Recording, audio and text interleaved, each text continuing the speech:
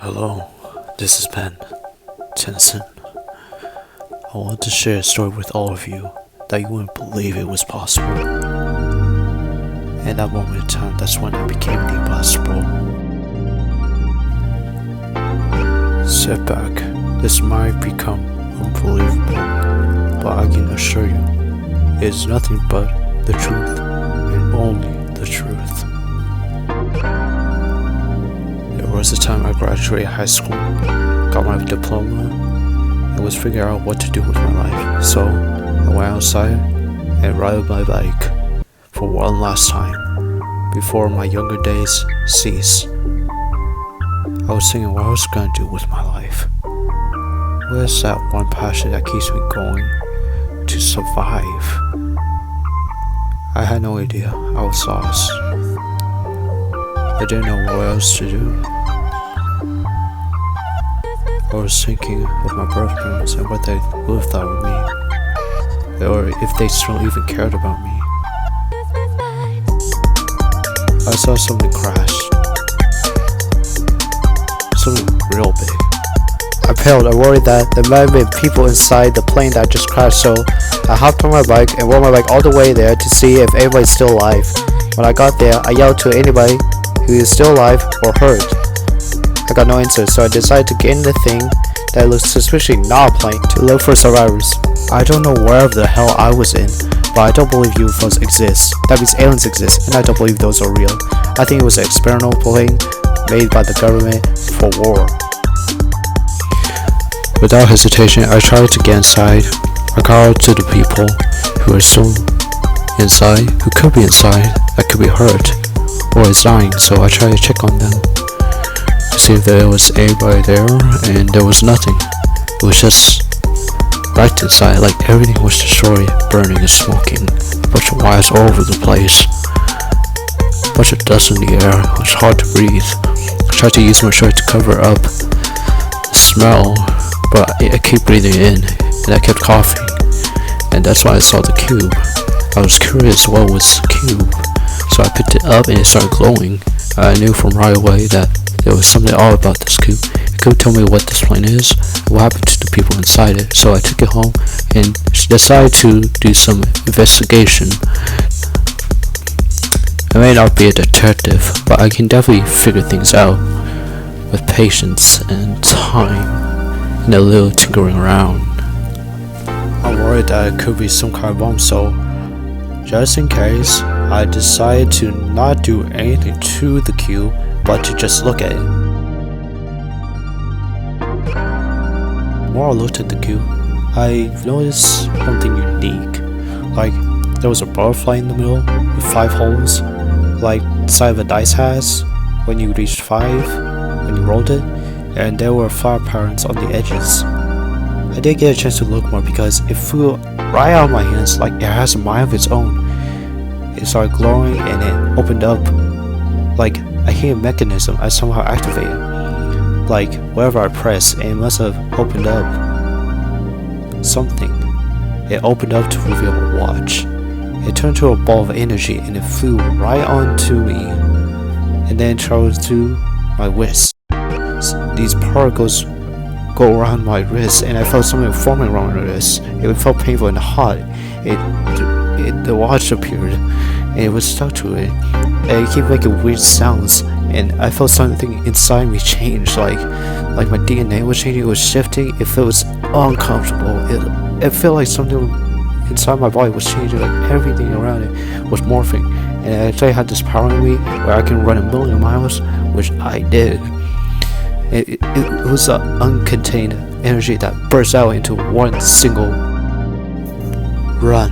I was really fast, like I was running so fast that I was basically running at the speed of light. That's the only way I can describe it.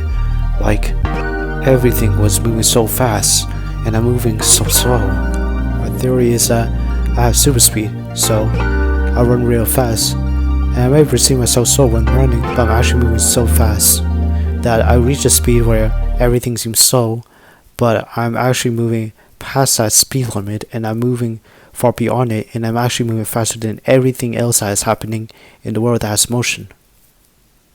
I move so fast that I can get to places in 1 second.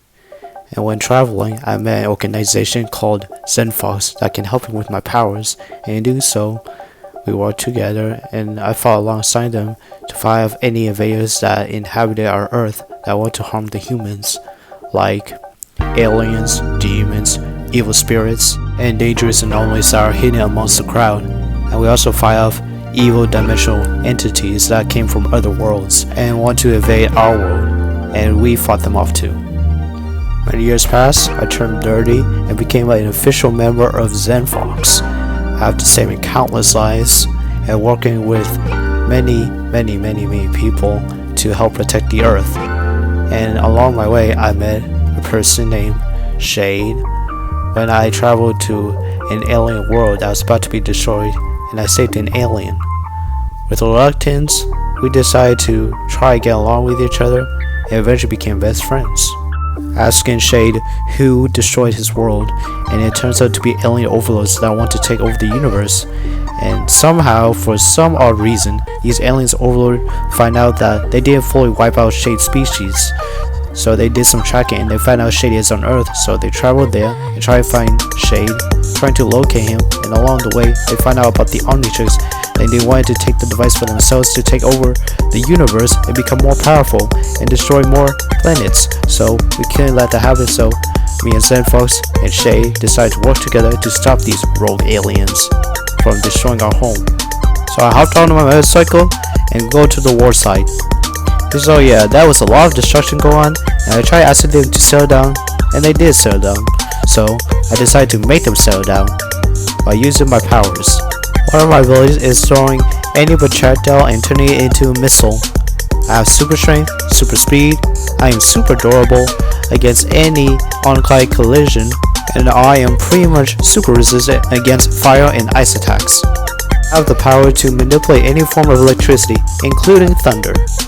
I can also turn invisible, like Lee, and we'll talk about him now, I guess. It's fine. The Aliens Overlord army is growing stronger and stronger because the Alien Overlord called his forces from other worlds to come help him in his conquest of Earth, and to help take back the Omnitrix, which isn't his by the way. His army kept growing stronger, and me and ZenFox and Shay could barely hold him off, so we need more help. So we searched through our catalyst for a potential donor for them to inherit a power that's similar to mine, that ZenFox has been working for years to reproduce and replicate it to the point that it becomes perfection to almost the original.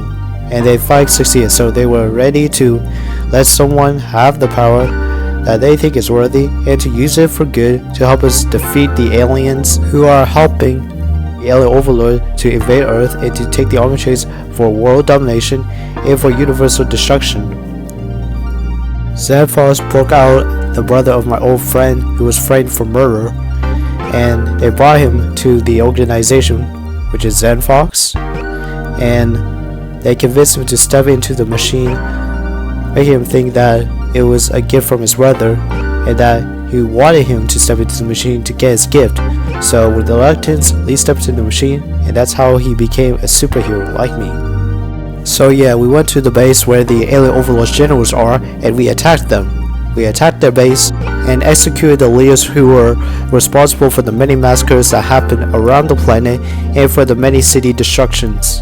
And the final thing to do is to destroy this huge gigantic machinery called the Terrordator that the Alien Overlord created to basically wipe out all species on Earth and to reset the planet to when it once was, like when the dinosaurs first appeared. Except there were no dinosaurs, it's just grass and mountains, trees, no cities, no people, just nothing. Just reset the planet exactly as it was, just empty planet. So we had to stop it. We drove our car to where this machinery was, and the alien ships saw us and they shot laser at us. It hit our car and we jumped out of it, and our car hit the Terrordator and it exploded, and we succeeded in destroying that before it wipes our very existence. Lee fights off the aliens, uses his electric swords to use the lightning inside of it and shot out of it all at once, and it destroyed most of the alien ships. We had to fight off the Alien Overlord Well, I had to fight off the alien overlord, and we had a final battle, and I managed to kill him with my electric powers, and he was down for the count. It wasn't moving at all. The electricity fried his heart so bad that he died.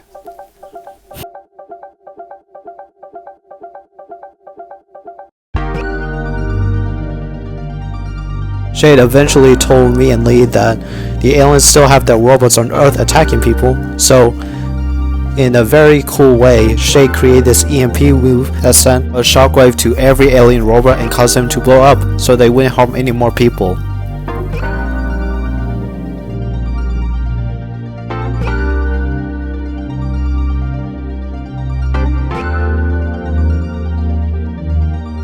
That takes care of the alien invasion.